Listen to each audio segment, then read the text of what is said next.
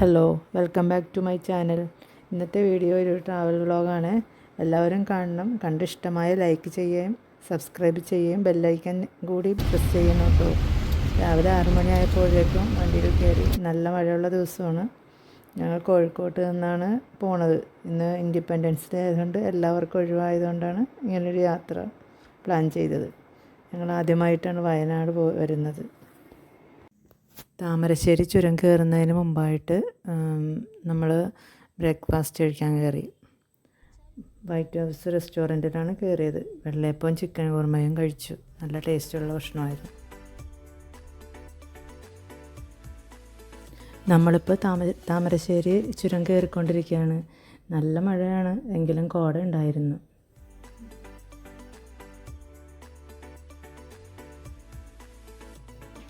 താമരശ്ശേരി ചുരം കഴിഞ്ഞ് കയറിയതിന് ശേഷം വയനാട്ടിലേക്ക് പ്രവേശിച്ചു.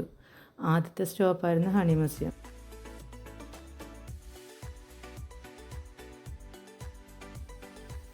നമ്മളിപ്പോൾ ഹണി മ്യൂസിയത്തിൻ്റെ ഫ്രണ്ടിലെത്തി. അവിടെ നിന്ന് പാസ് എടുത്ത് അകത്ത് കയറി.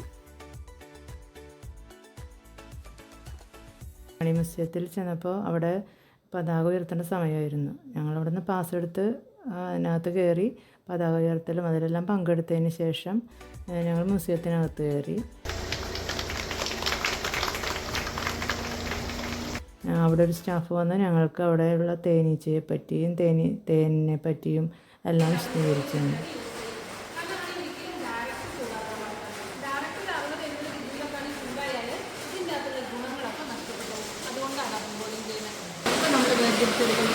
അണിന്ന് വേർതിരിച്ചെടുക്കുന്ന വെള്ളമാണ്.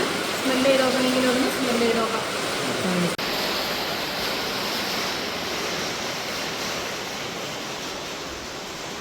അപ്പോൾ ഇത് നമുക്ക് തേനീച്ചകളിലേക്ക് ഒരു ലൈഫ് സ്റ്റൈൽ കാണിക്കാൻ വേണ്ടി സെറ്റ് ചെയ്ത് വെച്ചിരിക്കുന്നു. ഇരിക്കെല്ലാം ഒരുപാട് തേനീച്ചക്കൂടുകളുണ്ട്. ഈ തേനീച്ചക്കൂടിലൊക്കെ 3 തരത്തിലുള്ള തേനീച്ചകളാണ് ഉണ്ടാവുക. ആൺ തേനീച്ചകളും പെൺ തേനീച്ചകളും റാണി തേനീച്ചകൾ ഉണ്ടാവും. ആൺ തേനീച്ചകൾ എന്ന് പറഞ്ഞാൽ പൊതുവെ ലെസി ബീസാണ്. വലിയ നീച്ചകളാണ്, പ്രത്യേകിച്ച് പണികളൊന്നും ചെയ്യില്ല. ഈ ഫീമെയിൽ ബീസ് എന്ന് പറഞ്ഞാൽ വർക്കർ ബീസ് ആണ് അവർ അറിയപ്പെടുന്നത്. അവരുടെ പേര് പോലെ തന്നെ ആ കൂടുതലും ശരീരത്തൊന്നും ഉത്പാദിപ്പിക്കുന്നതാണ്. എന്തിനാണെന്ന് വെച്ചാൽ അവർക്ക് കൂടുകൾ ഉണ്ടാക്കാൻ അവർ ഉത്പാദിപ്പിക്കുന്നത്. നമ്മൾ മെയിനായിട്ട് lipstick, cosmetics, body creams, lip ബാമുകളൊക്കെ ഉണ്ടാക്കാനാണ് ഉപയോഗിക്കുന്നത്. ഇത് ഉപയോഗിച്ച് നമ്മൾ ഇവിടെ ഒരു പ്രോഡക്റ്റ് ഉണ്ടാക്കുന്നുണ്ട്. ബീ വാക്സ് എന്നാണ് അതിന്റെ പേര്. കാല് പൊട്ടുന്നതിന്, ചുണ്ട് വെള്ളുന്നതിന്, ഡ്രൈ സ്കിന്നിന്, ബാമായിട്ട്, ആഫ്റ്റർ ഷേവ് ആയിട്ടൊക്കെ യൂസ് ചെയ്യാൻ പറ്റും. ഇതൊക്കെ തേൻ കട്ട പിടിക്കുന്നതാണ്. തേൻ്റെ ഒരു സ്വാഭാവിക നേച്ചറാണ് കട്ട പിടിക്കുക എന്നുള്ളത്. 3 കാരണങ്ങൾ കൊണ്ട് തേൻ ഇതുപോലെയൊക്കെ കട്ട പിടിക്കുന്നത്. ഒന്ന്, അതിന്റെ പൂമ്പൊടിയുടെ അളവിൽ വരുന്ന വ്യത്യാസമാണ്. രണ്ടാമത് ഗ്ലൂക്കോസ് ഫ്രക്ടോസ് റേഷ്യോയിൽ വരുന്ന വേരിയേഷനാണ്. മൂന്നാമത് അതിന്റെ ടെമ്പറേച്ചറാണ്. നല്ല തണുപ്പിലൊക്കെ വെച്ച് കഴിഞ്ഞാലും തേന് കട്ട പിടിക്കും. ഈ കട്ട പിടിച്ച തേന് നമുക്ക് ഉപയോഗിക്കാൻ പാടില്ല എന്നൊന്നുമില്ല. അതിന് നമുക്ക് ഉപയോഗിക്കാം. ഇപ്പൊ നോർമൽ ആക്കണമെങ്കിൽ ഒന്നല്ലെങ്കിൽ നല്ല വെയിലത്ത് വെക്കണം, ഇല്ലാന്നുണ്ടെങ്കിൽ തിളപ്പിച്ച വെള്ളത്തിലോട്ട് അതിന്റെ ആവശ്യമില്ല. തേനിങ്ങനെ ഡിഫറെന്റ് കളറുകൾ വരാനേ കുറച്ച് കാരണങ്ങളുണ്ട്. തേനീച്ചകളുടെ സ്പീഷ്യസിലുള്ള വ്യത്യാസം, അല്ലെങ്കിൽ പൂക്കളുടെ മാറ്റം, കാലാവസ്ഥയുടെ മാറ്റം, അതുപോലെ തേന്റെ ഏജിങ്. തേനിങ്ങനെ വർഷം കൂടുന്നതനുസരിച്ച് ഡാർക്ക് കളറിലേക്ക് വന്നുകൊണ്ടേയിരിക്കും.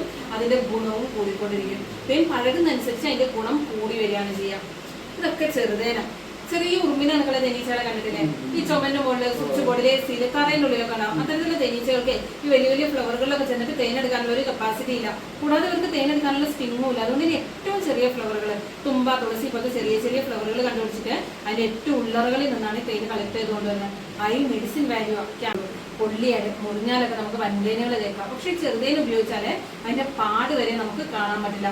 ബെസ്റ്റ് ഇമ്മ്യൂണിറ്റിയാണ്. ഡെയിലി നമുക്ക് ചെറുതേനും മഞ്ഞപ്പൊടിയും ബ്ലാക്ക് സീഡ് ഓയിലും കൂടെ മിക്സ് ചെയ്ത് കഴിച്ചാൽ നമ്മുടെ ഇമ്മ്യൂണിറ്റി പവർ കൂടും. ആസ്മ രോഗികൾക്കും ചെറുതേൻ വളരെ നല്ലതാണ്. ആസ്മ വരാതിരിക്കാനും ചെറുതേൻ കഴിക്കാം. ഏതെങ്കിലും തരത്തിലുള്ള അലർജി പ്രോബ്ലം ഉള്ളവർക്ക്, വൈറൽ ഫീവർ വരാതിരിക്കാനൊക്കെ ഈ ചെറുതേൻ ബെസ്റ്റാണ്. ഇദ്ദേഹം ഒരു സയന്റിസ്റ്റ് ആണ്. പേര് കാൾ ബോൺ ഫിഷ് എന്നാണ്. തേനീച്ചകൾ തമ്മിൽ കമ്മ്യൂണിക്കേഷൻ രീതി കണ്ടുപിടിച്ചാണ്. നമ്മൾ കമ്മ്യൂണിക്കേറ്റ് ചെയ്യില്ലേ?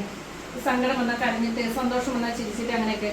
അതുപോലെ തേനീച്ചകളെ സങ്കടം വന്നാലും സന്തോഷം വന്നാലൊക്കെ വിവിധ തരത്തിലുള്ള ഡാൻസിലൂടെയാണ് കമ്മ്യൂണിക്കേറ്റ് ചെയ്യുന്നത്. ആ തിയറി കണ്ടുപിടിച്ച ആളാണ് അദ്ദേഹം. അദ്ദേഹത്തിന് നൊബേൽ പ്രൈസ് ലഭിച്ചിട്ടുണ്ട്. ഓസ്ട്രിയക്കാരനാണ്.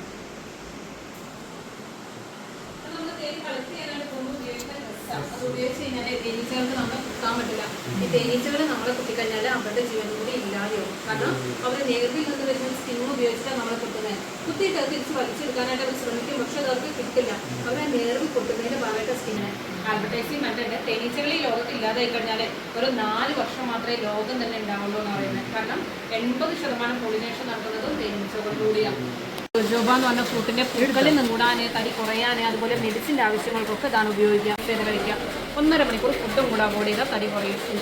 ഇത് മസ്റ്റാർഡ് ഹണിയാണ്. കടുകൊക്കെ പൂക്കുന്ന സമയത്ത് ഹരിയാന, പഞ്ചാബ് ഭാഗങ്ങളിൽ നിന്നൊക്കെ കളക്ട് ചെയ്യുക. Varicose vein, joint pains, blood circulation കറക്റ്റാണ്, വാതരോഗങ്ങൾക്ക്, ആർത്രൈറ്റിസിനൊക്കെയാണ് ഉപയോഗിക്കുന്നത്.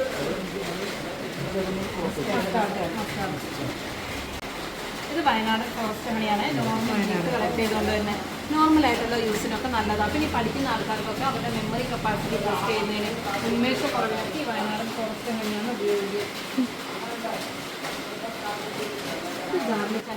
അവർ നമ്മൾക്ക് കുറച്ച് ഹണീസ് ടേസ്റ്റ് ചെയ്യാൻ തന്നു. അതിൽ നിന്നും മസ്റ്റാർഡ് ഹണിയാണ് ഞാൻ മേടിച്ചത്.